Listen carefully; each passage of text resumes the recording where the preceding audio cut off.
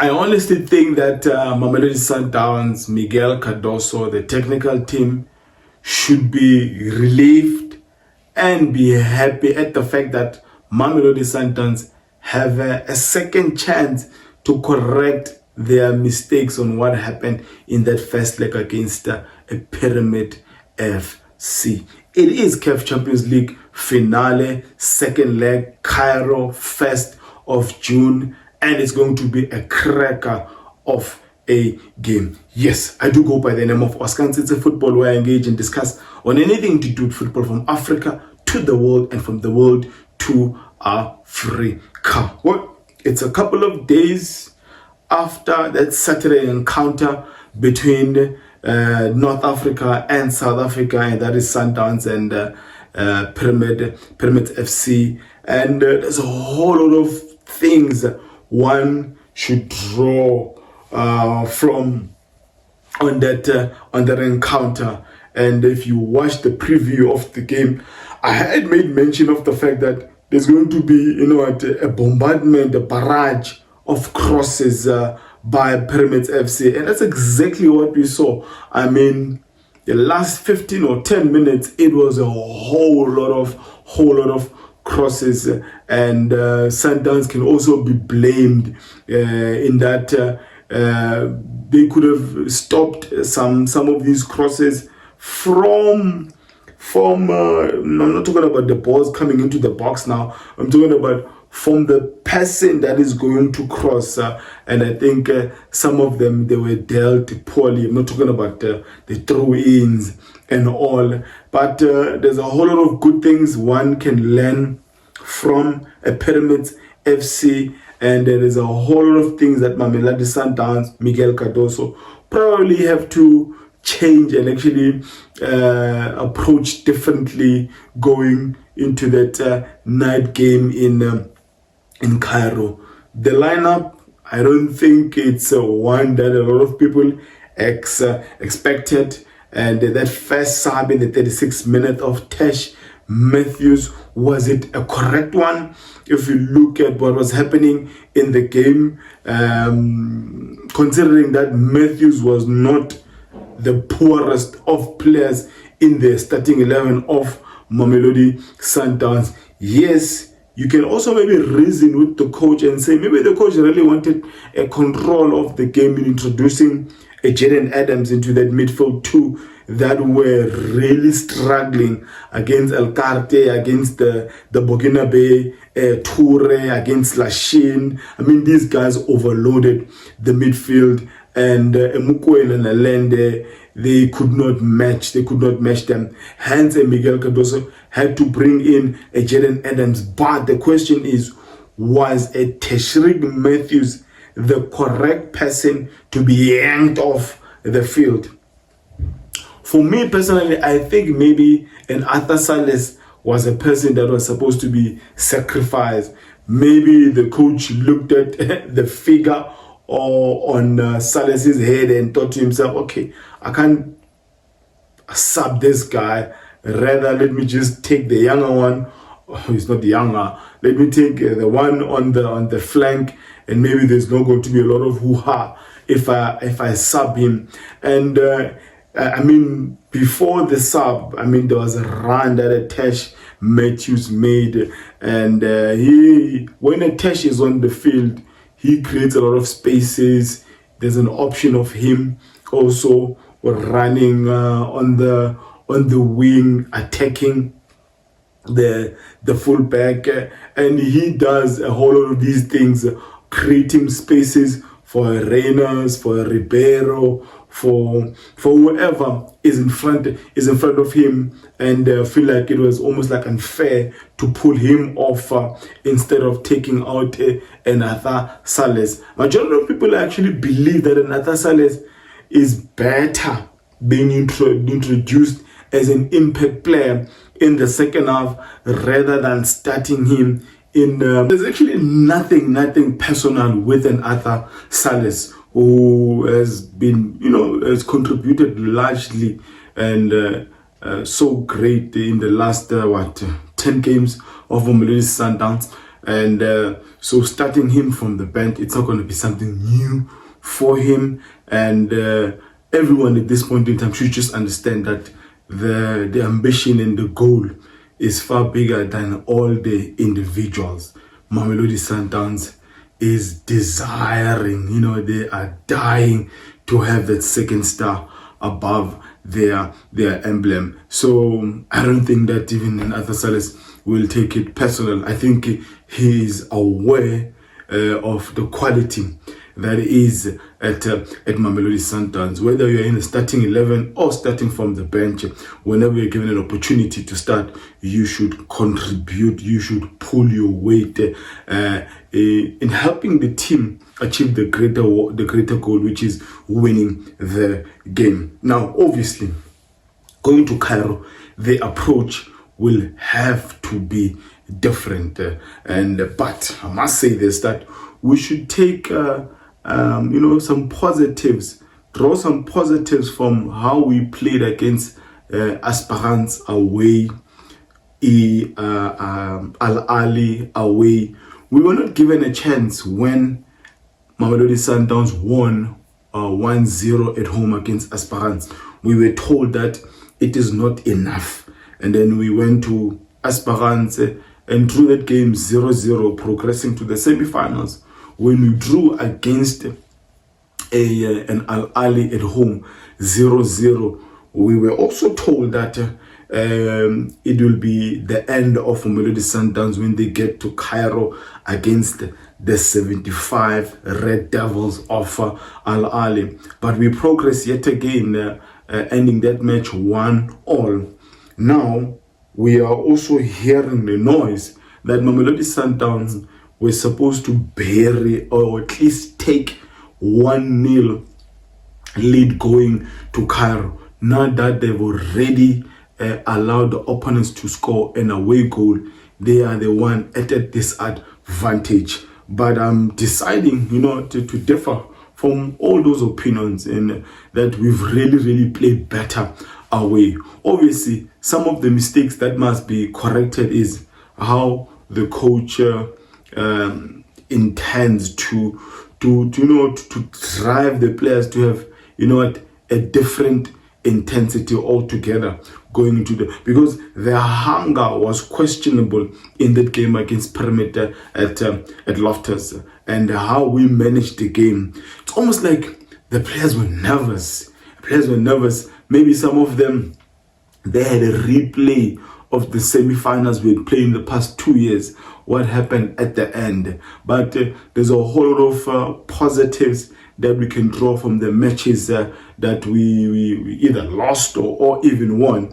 And I think every single player in that squad realizes how big, how huge this game is. This is probably the biggest game Mamelodi Sundowns will play in the past 9 years. And you know what? I am positive as a fan, and more than positive, I think I am more, I believe so much in Miguel Cardoso's tactics, especially when we're playing away. It has really yielded positive results for Mamelodi Sundowns. The way he should approach the game, I believe, is really press these guys up top. And obviously, we should be careful with the spaces between the forward players, midfielders, the space between the midfielders and our defenders. And when we have the ball, we also have to have this element of being unpredictable. And because in most cases, sometimes our build-ups can be really slow and give the opponents time, to really set themselves to be able to defend. But sometimes we really need that element of not having to overpass. Sometimes you need that one ball to the flank, one ball to the top guy or number 9. Sometimes it doesn't have to be always going vertical. And we know it's within the DNA, the philosophy of Mamelodi Sundowns, to keep the ball, pass, and all nice passes and all. Sometimes we have to take shots at goal outside the box. We do have players who've got this ability. We have a Ribeiro who can do this. We have a Thembi Mshishi who can do this. We have if given a chance, a Neo Mayema. We've got an Obrimu Diba. These are all players with the potential to take shots at goal outside the box. Their keeper is vulnerable to this. That just like the El Shanawi of Al Ali, very same thing with this one. He is really not confident. He likes paring the ball away. On how this is what we saw when they played their quarterfinals against ASFAR. He really not confident when shots are taken. Those long range shots. He is not comfortable in just holding them. He parries them away. So there's another element that is necessary for our players to add.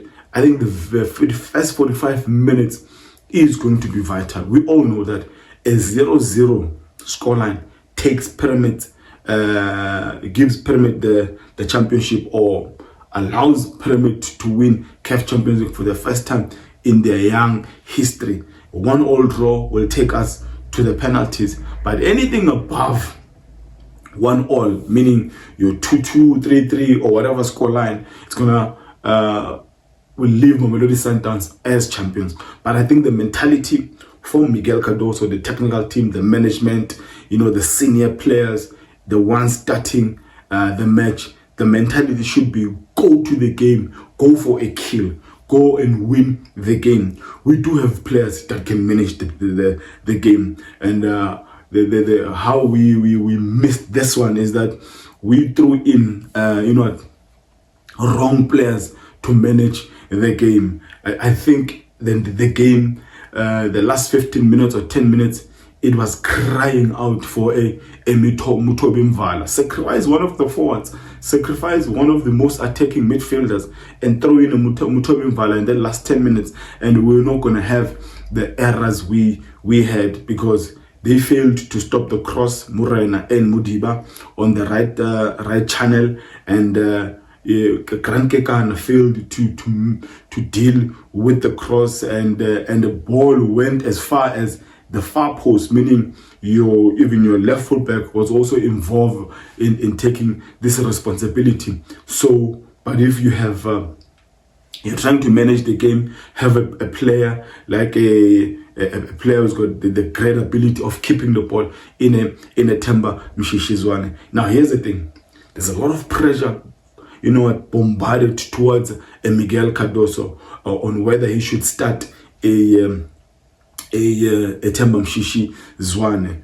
And the question is he going to fold? Is he going to succumb to this pressure, or is he still going to go with his beliefs and the starting 11 is got on his mind for that second leg final game to win championship? We all don't know. But I really think that it is better to lose a game with your star player in than to lose a game without your star player. And the game is really calling for a Thembi Mshishi. So now the question is should he start, or should he be also introduced maybe for the last 30 minutes or last 20 minutes? Because you look at the impact he had against Al Ali that second half when he was introduced, and that's just a Thembi Zwane. And with him on the field, the confidence, the energy he rubs off to these other players, it goes a long way. I think Miguel Cardoso is not blind to this, because he has seen how much a Thembi Mshishi is revered, is worshipped, is loved, is respected by his peers, not even at the club, but other players in the Betway Premiership. And how I actually envision my starting 11 is you'll have to engage me on the comments, because and you'll have to give me your reasons why you're giving your 11. Don't just argue with the 11 I'm going to give as the one I think it should be the starting one. I will definitely change one of the players at the back, but he is not being benched, but rather he is moved in a more advanced position. So the back four, the only change I'll put in that back four is a Divine Lunga, the Zimbabwean international, who has been extremely valuable for us whenever we have been, I think if you remember that game against Al Ali, he was extremely valuable. He's the one who put in that cross that eventually ended up as an own goal. Defensively, he is probably our best left back. But how Mamelodi Sundowns plays, Aubrey Modiba is better, building up from the back. But I think with a Divine Lunga, you also have someone who really likes, advancing forward and putting in those crosses, adding the bodies. Being that extra body when we are defending set plays, which is the greatest advantage of a Pyramid FC. I don't know what are the stats saying, but the number of balls that went into that box, either via crosses or throw-ins, it was just ridiculous in that second half. So if you have another body like a Divine Lunga, Gran Kekana, and a Musa Lebusa, it is going to be of great help. Now, if he's the only one changed in the back four, that would mean that I have a Modiba, Krankekana, Lebusa, and him. And now, Aubrey Modiba is not benched. I'm not benching in Aubrey, but I'm rather advancing him to the midfield or midfield three of Alende Mukwena. And the only reason I'm not starting as Jaden Adams is sometimes Jaden Adams can really hide himself in the midfield. I think we should also remember that Aubrey Modiba is a converted left back. That's not his original position. He was originally a winger at number 10 or at number 8. A very intelligent player. I think if Modiba, to add intensity for ball retention, ball progression, Modiba will also be a great asset. Even if, let's say, they push up a Mukwena. When we have the ball, push up Mukwena in a more advanced position and push up your Lunga while your Modiba remains maybe with the back three. That will also be fun. Or the back three. And so if you look at the whole picture, I need at times a Tebogo Mukwena and a Modiba to be as close as possible to that box as possible, because these guys can also, very good in taking shots at goal. They're very good. They might not have a lot of goals like a Modiba, a lot of goals, but he's got a very a good range, and that's where you need your Reyners, your Mshishi, your Tash, your Shalulile, to be after the shot has been taken, to run after it, because anything can happen. I think this is a game where we really need to be unpredictable. We really need to be unpredictable. Do something that is not accustomed to a Mamelodi Sundowns. So that's my midfield three. Mukwena at the base, a 8 of a Lende and a Modiba. And obviously these guys will be interchanging. Sometimes your Alenda will remain behind while a Mukwena and a Modiba push up so they can be closer to the box. Maybe if one of the fullbacks pushes up in this instance, it can be a Divine Lunga, because these guys have got a dangerous player in that what's his name? Is it Albi? Forgot his name now. The left flank.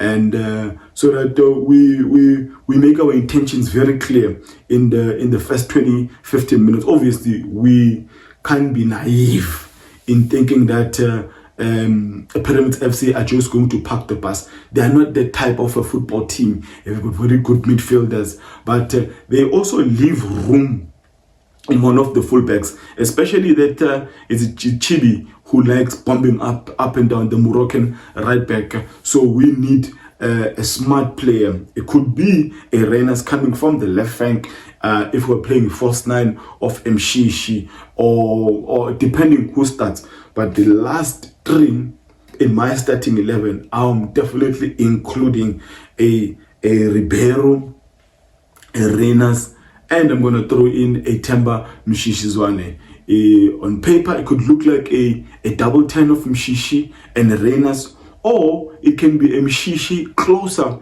to a Reyners. Obviously, this would mean that bodies like a Modiba and a Mukwena should play closer to these guys. And I'm expecting an open game. And I'm not sure if the Croatian tactician is ready for this type of bombardment from Mamelodi Sundowns. I think everyone at the club is desperate. Obviously, there should be senior players who should, be able to help players, to manage their emotions, their anxieties, as desperate as we can be to win the game. They should also just be sober of the, of the bigger goal, of the time they have on their side, of their abilities, what they've done in this competition in the past, and it's going to be a whole lot of tactics applied from both benches, and these guys, they've got some arsenal also coming from the bench. I think Mustafa Fati will probably start this game, and there's going to be a lot of cheating involved. Probably Mayela and Fati will cheat, or an Adele on the left hand side cheating, because Mamelodi Sundowns does not have a choice but to push. Probably be left with a back three of a Mudau, a Grant, and a Lebusa, or unless if it's a divine Lebusa and a Grant. And this is not a game where we need to, to be passive. The intensity and really needs to be at another level. Good luck to the boys.